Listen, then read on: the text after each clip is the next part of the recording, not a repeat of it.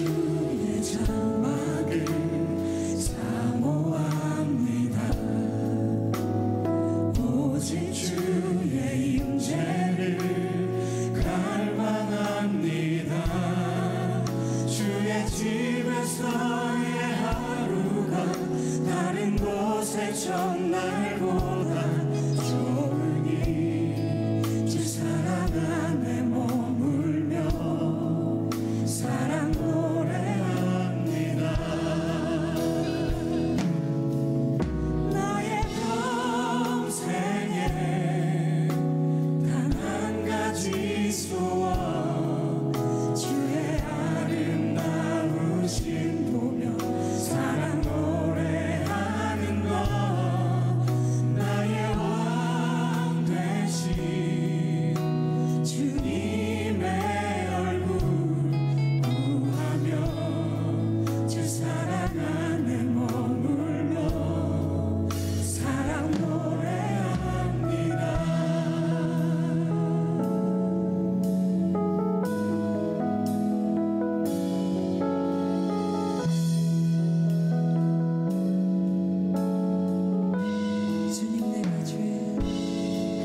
주님 내가 주의 장막을 사모합니다.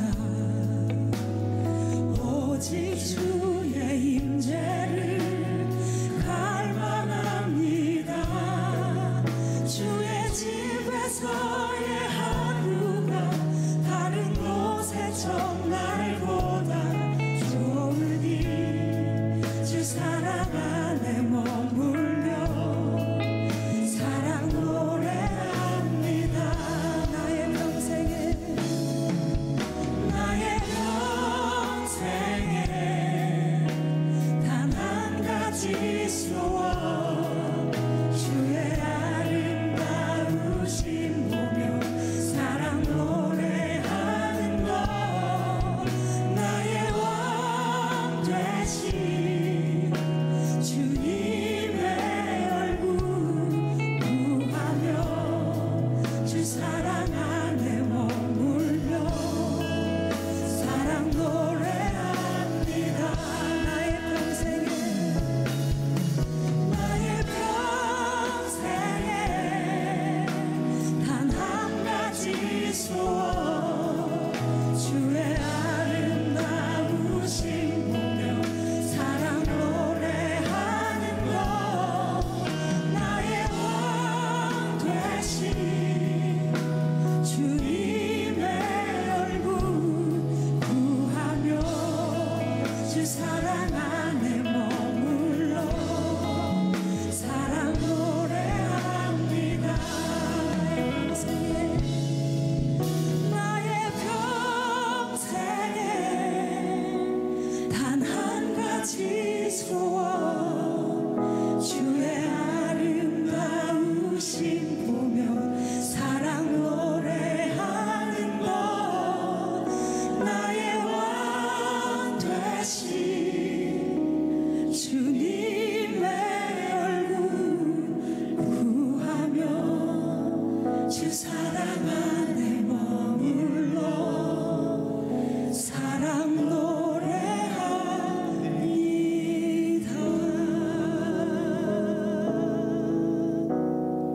아멘.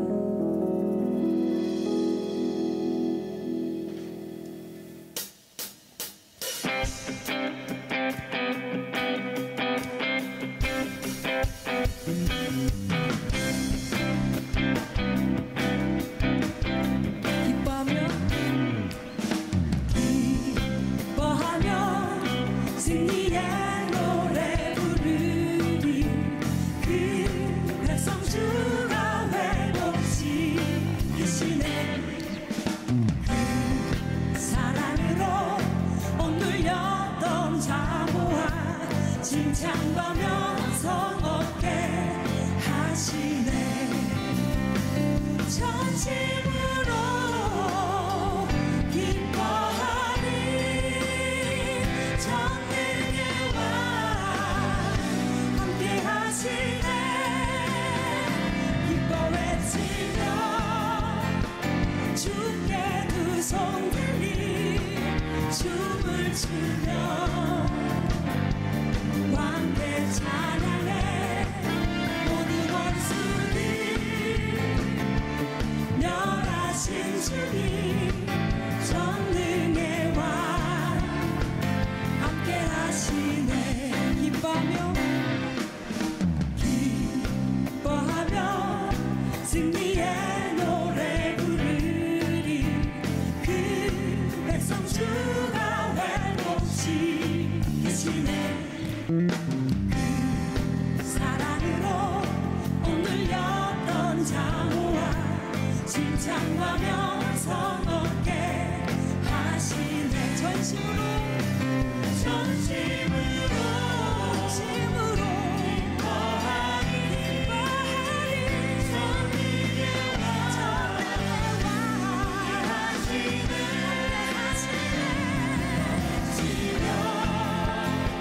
주께 두 손 들리 춤을 추며 왕께 찬양해 모든 원수들 멸하신 주님 전능의 왕 함께 하시네. 전심으로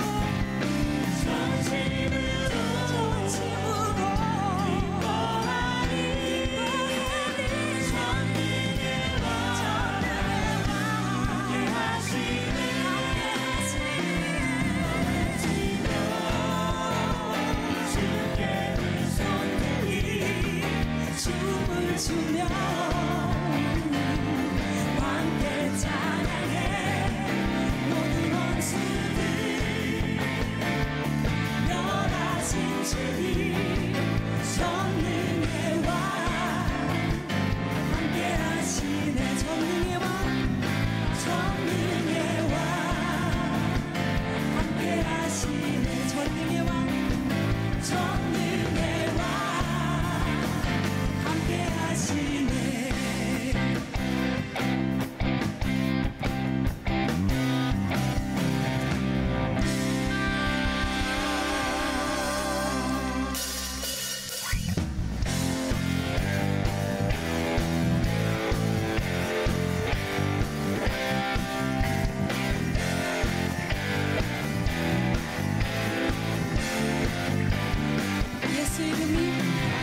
예수 이름이 온 땅에 퍼져가네. 잃어버린 영혼 예수 이름 그 이름 듣고 돌아오네. 예수님 기뻐 노래하시 잃어버린 영혼 돌아올 때. 예수님 기뻐 춤추시 잃어버린 영혼 돌아올 때.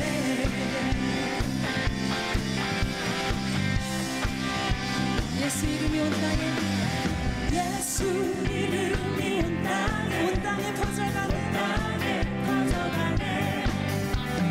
잃어버린 영혼 예수 이름 그 이름 듣고 돌아오네. 예수님 기뻐 노래하시 잃어버린 영혼 돌아올 때. 예수님 기뻐 춤추시 잃어버린 영혼 돌아올 때. 예수 이름이 온 땅에 선포되네. 하나님의 나라 열방 중에 임하시네. 하나님 기뻐 노래하시 열방이 주께 돌아올 때. 하나님 기뻐 춤추시 열방이 주께 돌아올. 하나님 기뻐 노래하시 열방이 주께 돌아올 때. 하나님 기뻐 춤추시 열방이 주께 돌아올. 예수 이름이 온 땅에 예수 이름이 온 땅에 퍼져가네.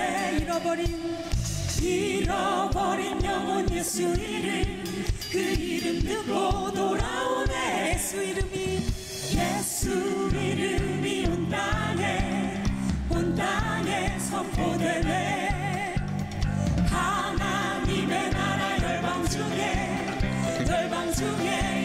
노래하시네. 하나님 기뻐 노래하시네. 열방이 주께 돌아올 때 하나님 기뻐 춤추시네. 열방이 주께 돌아올 때 예수님 기뻐 예수님 기뻐 노래하시네. 잃어버린 영혼 돌아올 때 예수님 기뻐 춤추시네. 잃어버린 영혼 돌아 하나님 기뻐 하나님 기뻐 노래하시네. 열방이 주께 돌아올 때 하나님 기뻐 춤추시네. 열방이 주께 다시 한번 하나님 기뻐 하나님 기뻐 노래하시네. 열방이 주께 돌아올 때 하나님 기뻐 춤추시네. 열방이 주께 돌아올 때 열방이 주께 돌아올 때 열방이 주께 돌아올 때 네.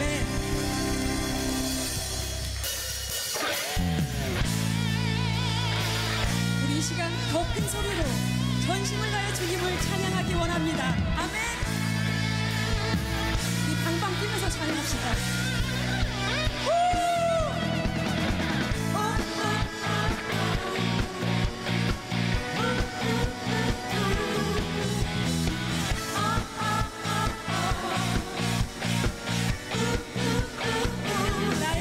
나의 가장 낮은 마음 주님께서 기뻐하시고 작은 일에 큰 기쁨을 느끼게 하시는도다. 내가 직접 무력할 때 주님 내게 힘이 되시고 아름다운 하늘나라 내 맘에 주시는도다. 우리에게 축복하시는 하나님 사랑 가장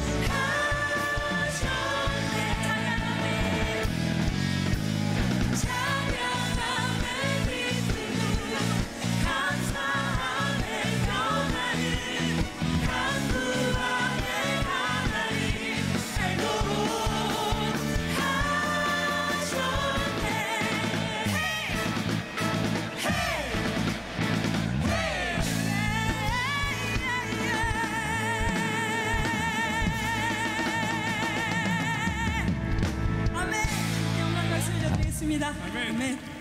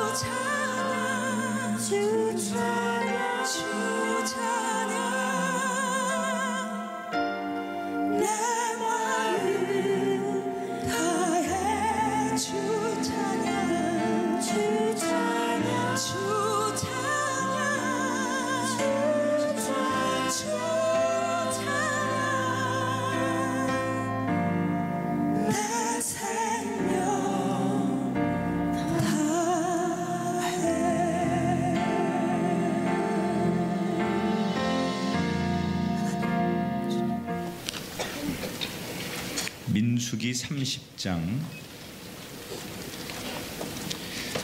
3절부터 8절까지 말씀을 같이 한번 읽어보겠습니다. 같이 시작. 또 여자가 만일 어려서 그 아버지 집에 있을 때 여호와께서 서원한 일이나 스스로 결심하려고 한 일이 있다고 하자 그의 아버지가 그의 서원이나 그가 결심한 서약을 듣고도 그에게 아무 말이 없으면 그의 모든 서원을 행할 것이요 그가 결심한 서약을 지킬 것이니라.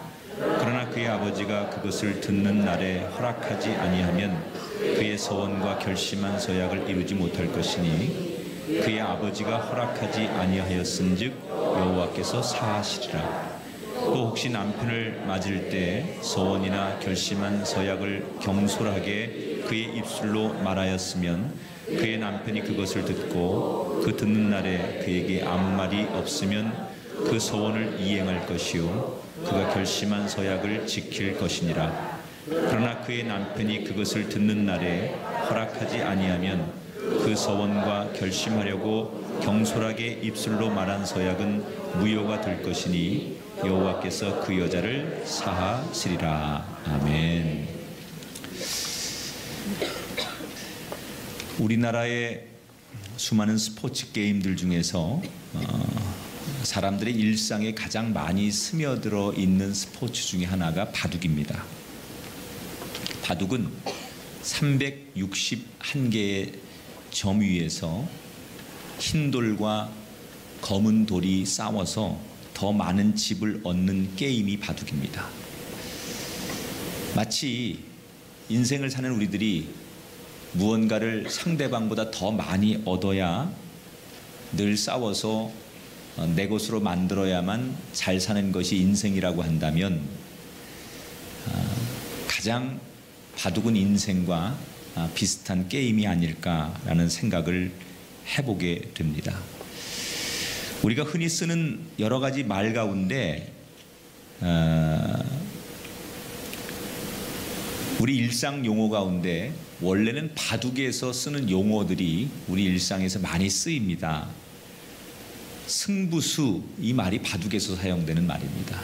정석이라는 말도 바둑에서 쓰는 용어고요. 미생이라는 것도 바둑 용어죠. 실수, 이것도 원래는 바둑에서 사용하는 용어를 우리가 일상 속에서 늘 많이 사용하는 말입니다. 그런데 이 바둑 용어 중에 선작 50가자 필패라는 말이 있습니다. 이 말의 뜻은 먼저 50집을 지은 사람이 반드시 진다, 그런 뜻입니다. 좀 모순된 얘기죠. 먼저 50집을 지었는데 어떻게 지느냐. 그런데 바둑에 이런 속설이 있습니다. 먼저 50집을 흰돌을 졌던 검은돌을 졌던 어떤 사람이 쥐고 유리하게 바둑을 이끌어 가고 있으면, 이 정도 되면 50집을 먼저 졌으니까 이 사람이 절대적으로 유리하다, 이미 게임은 끝났다, 이렇게 생각하고 사람이 방심을 하게 된다는 거예요. 이제는 이겼다라고 생각하면서 방심을 하게 되면 최선을 다하지 않게 되고 대충대충 하게 되고 또 상대를 얕잡아 보게 되다가 나도 모르는 어느새 다 이긴 줄 알았던 게임이 역전당해서 지는 게임이 되더라라는 얘기입니다. 그러니까 이 선작 50가자 필패라고 하는 말은 다 된 것 같지만, 다 이긴 것 같지만 절대로 방심하면 안 된다, 그런 의미에서 이런 용어가 나온 거죠. 우리 인생도 마찬가지입니다. 돈 잘 벌고 높은 지위에 오르고 잘 살아가는 사람 우리가 성공했다고 말합니다. 하지만 가만히 보면 진정한 성공은 잘 되는 그 자체에 있는 게 아니라 잘 나가고 있을 때, 높은 자리에 올랐을 때 그 사람이 그 자리를 얼마나 자만하지 않고 잘 지키는가에 달려 있는 게 진짜 성공이에요. 그가 거둔 열매 앞에서, 그가 거둔 성과 앞에서 무너지지 않고 그것을 잘 유지하는 것, 그것이 진짜 성공이라는 거예요. 신앙생활도 그렇습니다. 어려움이 닥칠 때 먼저 하나님 앞에 나와서 드리는, 그 어려움 가운데 드리는 기도도 정말 중요하지만 하나님께서 그 인생, 그 가정, 그의 삶에 순풍을 달아주셔서 그의 믿음과 신앙의 인생이 잘 나가고 있을 때 그 하나님이 주신 신앙의 순풍을 잘 지키는 사람, 그게 믿음으로 이기는 거예요. 아멘. 그런 의미에서 오늘 민수기 28장부터 31장까지 좀 장수가 많기는 하지만 크게 오늘 내용은 이런 내용입니다. 이제 이스라엘 백성들이 하나님이 약속하신 가나안 땅을 곧 들어가게 돼요. 이제 눈앞에 가나안 땅을 두고 있습니다. 들어간 거나 마찬가지예요. 그렇게 되면 너희들이 가나안 땅에 들어갔다고 해서 지난 과거를 잊어버리거나 하나님이 주신 사명을 너희들이 훼손하거나 그러면 안 된다. 가나안 땅, 그들이 원하는 가나안 땅에 들어갔다 할지라도 이제 다 됐다라고 도취되지 말고 너희들이 가나안 땅에 들어가면 지금부터 두 가지를 꼭 기억해야 된다라는 말씀이에요. 자, 지난 시간에 우리가 이 민수기 내용을 살펴본 것처럼 이제 하나님께서 모세가 이끌던 이스라엘의 리더십을 여호수아에게로 넘겨주셨어요. 다음 지도자가 누굽니까? 모세가 이렇게 물으니까 걱정하지 마라, 내가 다 준비했다. 그래서 여호수아를 하나님께서 지도자로 이미 내정하셨죠. 자, 이 말은 이제는 지금까지 이끌어왔던 1세대 리더십 모세의 시대가 끝나고 새로운 시대, 2세대 여호수아의 시대가, 다시 말하면 가나안의 시대가 열린다라는 것을 영적으로 의미하는 거예요. 자, 이렇게 이제 가나안 땅이 거의 이스라엘 백성들의 손 아귀에 들어왔을 때쯤 하나님께서 그들에게 두 가지 율법을 가르쳐 주시는데 그 첫 번째가 28장 29장에 나오는 제사법이에요. 가나안 땅에 들어가면 너희들이, 그러니까 하나님 앞에 예배를 드리는데 어떻게 예배해야 된다, 찬송은 어떻게 부르고 기도는 어떻게 하고 너희들이 안식일은 어떻게 지키고 세 달을 여는 기도회처럼 매월 첫날은 이렇게 지켜야 되고 유월절, 맥주절, 뭐 여러 가지 대속제, 장막절 이런 것들을 어떻게 지켜야 되는지 이런 제사법에 대한 얘기를 말씀하시는 거예요. 28장 29장에. 근데 이거는 이미 하나님께서 애굽을 탈출한 이스라엘 백성들에게 출애굽기에 보면, 레위기에 보면 이미 다 말씀하신 거예요. 근데 같은 내용을 다시 반복하시는 거죠. 왜 다시 반복하느냐?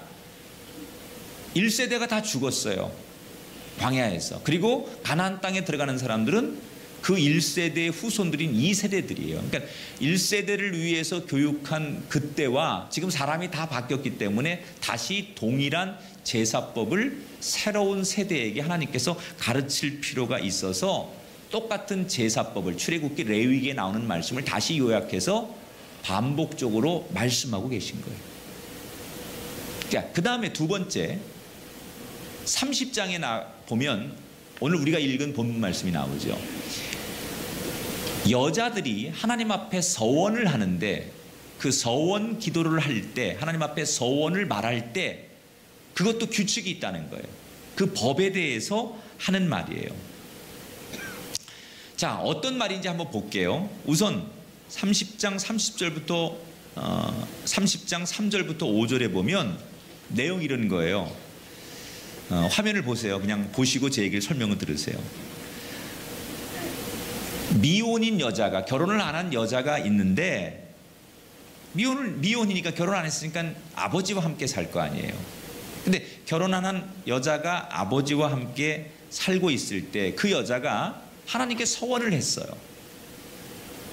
그런데 하나님께 이 딸이 서원을 했는데 옆에 있는 아버지가 그 서원을, 딸이 한 서원을 그래 나도 인정해 라고 허락하면 되지만, 아버지가 만약에 딸이 하나님 앞에 일방적으로 서원한 내용을 인정하지 않으면 그 딸이 아무리 하나님 앞에 서원을 해도 그 서원은 무효가 된다, 그런 법이에요.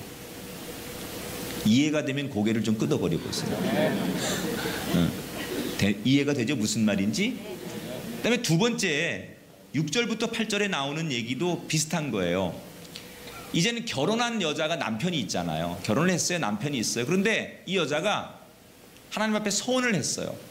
근데 옆에 있는 남편이 자기 아내가 서원한 것을 그래 잘했어 라고 인정하고 동의해 주면 괜찮지만, 남편이 자기 아내가 서원한 내용을 허락하지 않고 동의하지 않으면 그 아내가 아무리 하나님 앞에 서원을 한 내용이 옳은 것이어도 그 서원은 무효가 된다, 그런 내용이에요.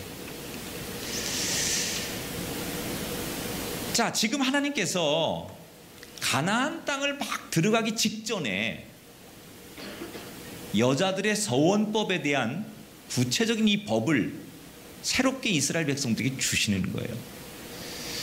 좀 생뚱맞지요? 무슨 의도에서, 뭘 말씀하고 싶어서 하나님께서 다소 좀 우리가 듣기에 부담스러운 이런 법을 이스라엘 백성들에게 허락하신 걸까? 자, 이 성경 구절을 가지고 어떤 사람들은 거 봐, 성경에도 남자는 하늘, 여자는 땅, 그런 거야. 여자들이 어디 감히 말이야, 남자들이 말하면 다 듣고 그러는 거지. 하나님도 이렇게 남자를 이렇게 하늘처럼 떠받치라고, 남자들이 동의 안 하면 안 된다고 성경에 분명히 나와 있잖아. 분명히 나와 있죠. 요걸 요렇게 이제 악용하는 그런 사람들이 있을 수 있어요. 자, 하나님이 여자가 남자한테 복종해라, 남자가 아니면 여자들은 꼼짝도 못하는 거다, 그런 정도의 얘기를 하려고 이 메시지를, 이 법을 이스라엘 백성들이 주셨겠느냐? 아니죠. 이야기의 문자적 해석은 그렇지만 사실은 거기에는 더 큰 하나님의 이스라엘 백성들 전체를 향한 메시지가 들어있는 거예요. 그게 뭐냐? 이스라엘 백성들, 그게 남자든 여자든, 지금 여자를 비유해서 이 법을 얘기하시는 거지만 모든 이스라엘 백성들에게 강조하고 싶은 하나님의 메시지는, 따라합시다. 너희들의 인생의 주인이 누군지를 기억하라. 다시 한번, 너희들의 인생의 주인이 누구인지 기억하라. 이 비유하는 거예요. 가부장적인 이 당시 사회에서 여자는 아버지나 남편의 말에 순종하고 잘 이렇게 받들어야 된다라고 하는 그 당시의 풍습을 가지고 설명하면서, 하나님은 단순히 여자가 남자 밑에 복종만 하는 존재를 말씀하려고 하는 게 아니라, 자녀가 부모를 존중하고 아내가 남편을 존중해야 되는 것처럼 이 땅에 사는 모든 그리스도인들이 이제 가나안 땅에 들어가서 어떤 상황을 만나더라도 하나님을 주인으로, 하나님을 머리로, 하나님을 창조주로 기억하라라는 메시지를 하고 싶어서 이 비유를 드신 거예요. 가나안 땅에 들어가면 앞으로 어떤 일이 벌어질지 몰라요. 이제 광야 생활을 끝내고 새로운 땅에 들어가서 그 땅에 살면서 그들이 무슨 문제를 만날지 몰라요. 그러나 어떤 상황, 어떤 문제를 만나든 간에, 그것이 어떤 조건이든 간에 너희들이 원하든 원하지 않든 그 땅에 들어가면 한 가지를 기억해라. 무조건 하나님 말씀에 순종해야 된다. 왜 하나님께서 지금 가나안 땅을 들어가기 바로 직전에 마지막으로 이 법을 이스라엘 백성들이 강조하신 걸까? 자, 사람이라는 게요, 어려울 때는 엎드려요. 은혜를 간구해요. 자신의 죄를 회개해요. 그런데 그 어려움을 잊어버리고 조금 인생이 잘 되고 잘 풀리고 잘 나가면 내가 어려울 때 생각을 안 하고 다 내가 잘나서 내가 잘해서 그런 줄 착각하게 돼요. 이스라엘 백성들이 광야에서 먹을 게 없었고 마실 물이 없었고 하나님이 구름 기둥과 불 기둥으로 인도하시고 도와주지 않으면 길을 찾을 수 없고 맹수들의 그 공격에서 지킬 수 없는 그런 상황에 있었어요. 그때는 하나님이 한순간도 자기들과 함께 하시지 않으면 길을 찾을 수 없고 무엇을 해야 될지 모르고 먹을 것이 없어서 죽을 수밖에 없기 때문에 하나님을 간절히 찾았어요. 그런데 이제 가나안 땅에 들어가면 먹을 것도 풍족하고 자기들의 땅이 생기고 자기들의 삶이 유복해질 수 있게 됩니다. 그러면 그들도 사람인지라 그 광야에서 그렇게 하나님을 간절히 찾았던 그때에 비해서 이젠 하나님 없이도 잘 살 것 같은 그런 유혹에 이스라엘 백성들이 얼마든지 빠질 수 있다는 거예요. 그래서 하나님 없이도 우리 힘으로 얼마든지 잘 살 수 있고 살아갈 수 있다고 그들이 착각할 수 있다는 거죠. 하나님께서 그걸 내다보신 거예요. 그래서 너희들이 무슨 상황을 만나든, 아무리 너희들이 잘 되고 전쟁에서 이기고 가나안 땅에서 먹을 것이 풍부하고 너희들 문화가 창궐해지고 사는 게 정말 잘 사라진다 할지라도 너희들의 주인은 나 야훼 하나님이라는 것을 아멘. 절대로 잊으면 안 된다는 거예요. 여러분, 이것이 민수기에 등장하는 구약의 이야기만은 아니에요. 오늘 우리의 이야기예요. 우리가 세상에 살면서 어떤 무슨 일을 만나든지 하나님의 은혜를 절대로 잊으면 안 돼요. 내가 잘해서, 내가 똑똑해서, 내가 유능해서 내가 이뤘다고 생각하는 순간 하나님이 지금 이스라엘 백성들이 걱정하는 일이 현대의 우리들에게도 일어나고 있다는 거예요. 이런 사람을 현대에서 뭐라고 그래요? 연예인병 걸렸다고 그러죠. 연예인병 걸렸다는 얘기는 그거예요. 연예인들이 무명일 때는 인사를 90도로 합니다. 연출님 잘 부탁합니다. 작가님 잘 부탁합니다. 선배님 잘 부탁합니다. 이 무대에 서게 해준 것마다 영광이다 이럽니다. 그런데 인기를 좀 얻고 유명해지고 자기가 사람들 앞에 박수와 환호를 받게 되면 그때 그 무명일 때, 신인일 때 그 자세가 아닌 고개가 뻣뻣해지고 어깨에 힘 들어가고 피디님 안녕? 작가님 안녕? 사인을 해달라고 하면 이렇게 거들먹거리고 그런 사람을 뭐라고 해요? 연예인병 걸렸다고 그래요. 근데 여러분, 인기라는 게 여러분 이게 물거품과 같은 거예요. 영원한 게 없거든요. 한순간 식어지고 사람들로부터 버림받으면 그런 사람들은 혹독한 대가를 치르더라는 거예요. 우리는 그 어려울 때 하나님 앞에 눈물로 기도하고 무릎 꿇고 엎드렸을 그때처럼 잘 되고 흥하고 형통할 때도 여전히 하나님 앞에 엎드릴 줄 알고 그 야훼 하나님 앞에 부르짖을 줄 알고 그 하나님을 여전히 높이고 그 하나님의 은혜가 아니면 안 된다는 것을 잘 될 때도 성공할 때도 형통할 때도 고백할 수 있는 사람이 되기를 주의 이름으로 축원합니다.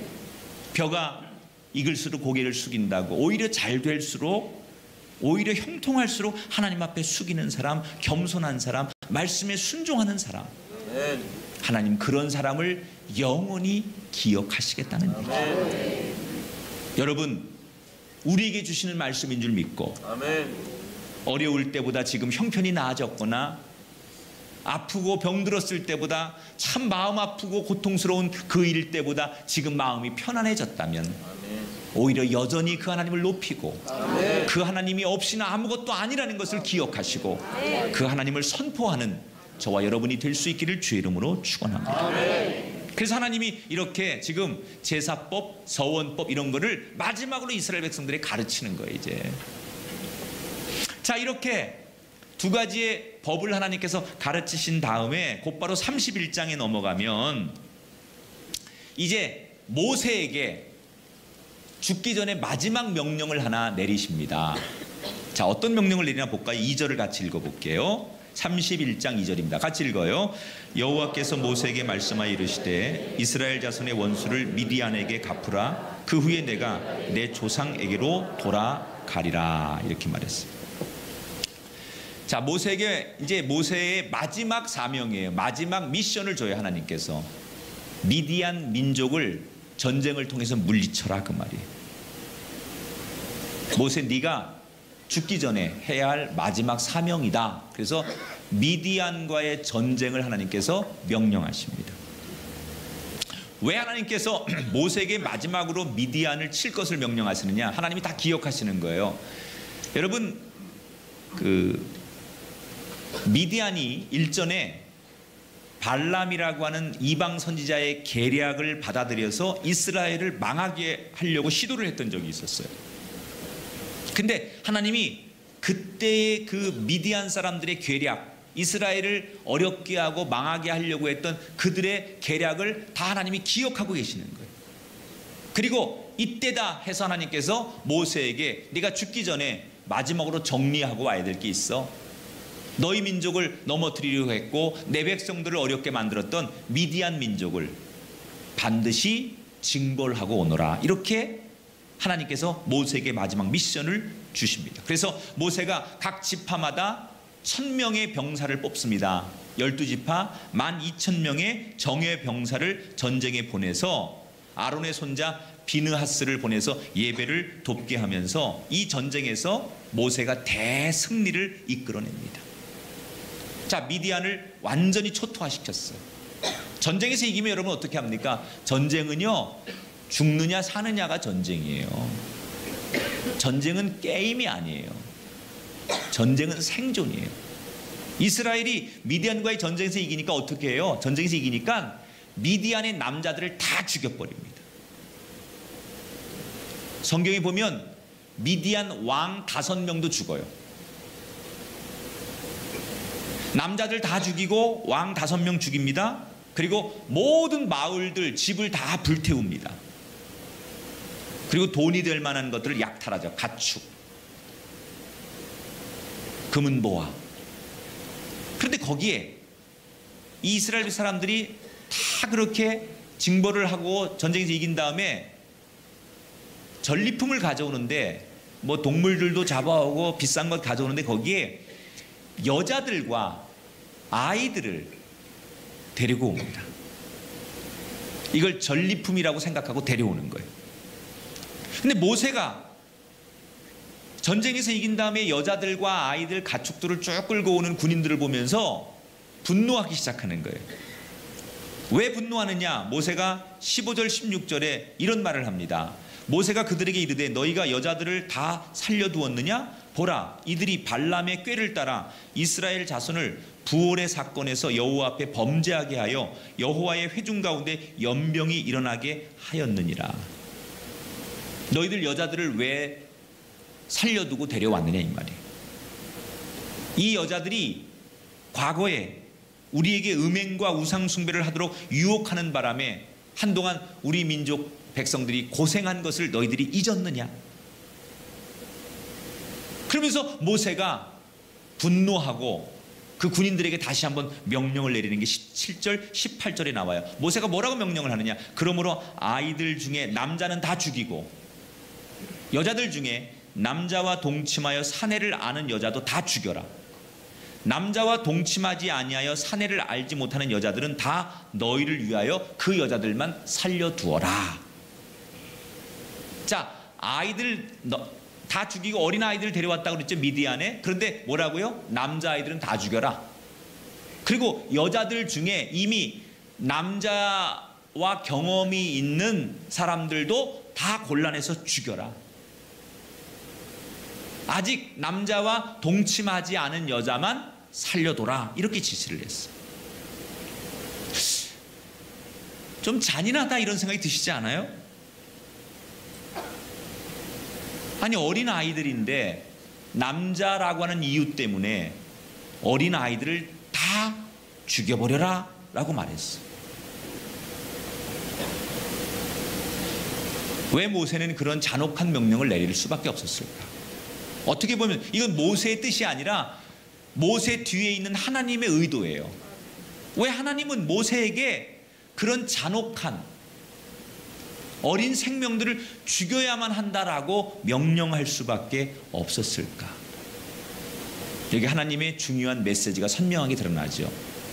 세상의 금은부화보다 천국이 더 중요하다는 거예요. 자, 이게 무슨 말이냐면 이스라엘 백성들에게 지금 광야를 생활하면서 그들에게 유일하게 돈이 되고 그들의 삶의 수단이 될 수 있는 것 중에 하나가 전리품이에요. 광야라는 것은 먹을 것도 부족하고 마실 것도 부족하고 짐을 나르는 가축도 부족하고 일을 돕는 일손도 부족한 것이 광야예요. 그래서 이 광야에서 사는 사람들은 뭘 자기들이 할 수 없으니까 전쟁에서 이기면 그 상대의 전리품을 가져와서 그것을 가지고 자기들의 필요에 따라서 살아가게 하는 것이 광야를 사는 사람들에게 대단히 중요한 생활의 전략이에요. 지금 이 미디안 사람들에서 전쟁을 이긴 다음에 여자나 아이들을 데려온 건 뭐예요? 노동력을 쓰겠다는 거예요. 그러니까 이거는 어떻게 보면 전쟁을 한 사람들이 오랫동안 그들이 해왔던 가치고 그것이 광야를 살아오면서 꼭 필요한 일이에요. 이게 없으면 이스라엘 백성들이 앞으로 살아가는데 어려움이 많아요. 근데 하나님은 뭘 말씀하시느냐? 그게 필요한 줄 알지만 그게 너희들한테 돈의 가치가 있고 앞으로 살아가는데 필요한 건 줄 알지만 그 필요보다 더 중요한 게 뭐냐? 하나님의 거룩한 나라를 훼손하지 않는 거라는 거예요. 왜 어린 남자들을 죽이라고 하느냐? 미디안 사람들은 이방 민족이에요. 그 사냥을 다니고 그 이렇게 밖을 다니는 사람들, 그게 미디안 사람들이에요. 근데 이 미디안 사람들은 어린 아들들을 일찍부터 아버지가 데리고 다니면서 밖에서 어린 아들을 훈련시켜요. 그래서 비록 어리지만 아버지를 따라서 바깥에 다니면서 전쟁 같은 훈련을 하고 이게 그 방랑 생활을 하기 때문에 그런 아버지의 모습을 통해서 어리지만 자연스럽게 우상 섬기는 걸 배우고 문란함을 조장하는 이방 문화를 아버지로부터 어릴 적부터 아들들이 배워요. 이게 미디안 사람들의 문화예요. 습관이에요. 그러니까 비록 이 아이가 아직은 나이가 어리고 아주 작은 어린아이일지라도 이 아이들은 이미 아버지를 통해서 이방 문화, 우상 숭배 이런 걸 다 경험하고 알고 있는 아이들이라는 거예요. 그래서 어리다는 이유로, 불쌍하다는 이유로 이 아이들을 그냥 놔두면 이 아이들이 이스라엘 땅에 들어와서 자라서 결국 어떻게 돼요? 자기들의 아버지들에게 배운 대로 우상을 섬기게 될 것이고 이방 문화의 타락한 문화를 그대로 이스라엘에게 전파시켜서 이스라엘이 영적으로 혼란해질 게 뻔하다는 거예요.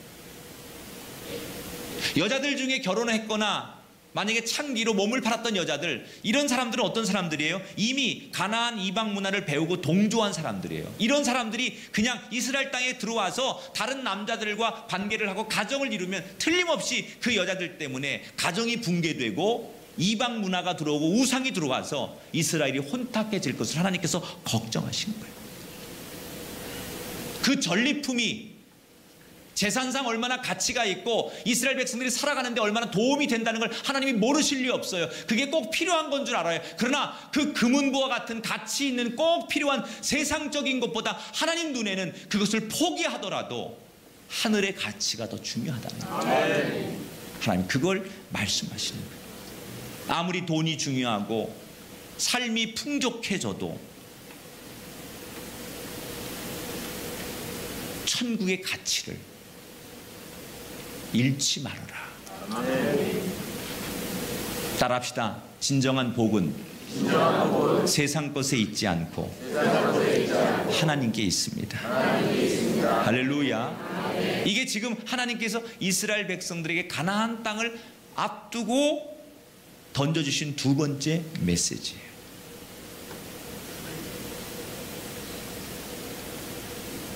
우리는 오늘 이 두 가지의 메시지를 한번 가슴에 새겨보면서 내가 지금 너무 형통하고 너무 잘 되고 있고 아무 문제 근심 없이 과거에 비하면 너무 행복하게 잘 살고 있다면, 기쁨이 가득하다면 그때는 더더욱 하나님을 잃고 있지는 않은지, 하나님을 잊고 있지는 않은지 자기 자신을 돌아보아야 돼요. 잘 될수록, 형통할수록, 문제 없을 때일수록 나는 여전히 하나님을 가까이 하고 하나님 앞에 겸손히 그 하나님을 간절히 찾고 있는지 자기 자신의 모습을 돌아보라는 거예요. 우리의 인생의 주인은 하나님이십니다. 아무리 세상에서 내 손에 금은보화가 주어지고 아무리 나를 편안하게 하고 아무리 나를 잘되게 하는 것이 내 손에 주어져도 하나님의 가치는 이 세상 것 전부를 주어도 하늘과 바꿀 수 없다는 거예요. 여러분, 우리도 그 하나님의 생각에 동의하고 사는 사람이 되길 바라요. 이 땅에 아무리 많은 돈과 명예와 세상에 풍요한 것이 우리에게 주어진다 할지라도 그것과 바꿀 수 없는 것, 그것이 천국이고 하나님의 나라고 하나님의 거룩함인 줄 믿으시고, 나 편하자고 우리 좀 잘 살자고 세상 것이 들어와서 하나님의 가치를 훼손하게 하는 일에 우리가 방관하거나 넘어지지 말고 하나님의 나라를 지키는데 내 것을 포기하더라도 그 가치를 지킬 수 있는 하나님의 일꾼이 되셔서 그 하나님의 복과 은총이 오늘에만이 아니라 내일도 모레도 영원까지 여러분의 인생과 삶에 함께 하시기를 주님의 이름으로 축복합니다. 축원합니다.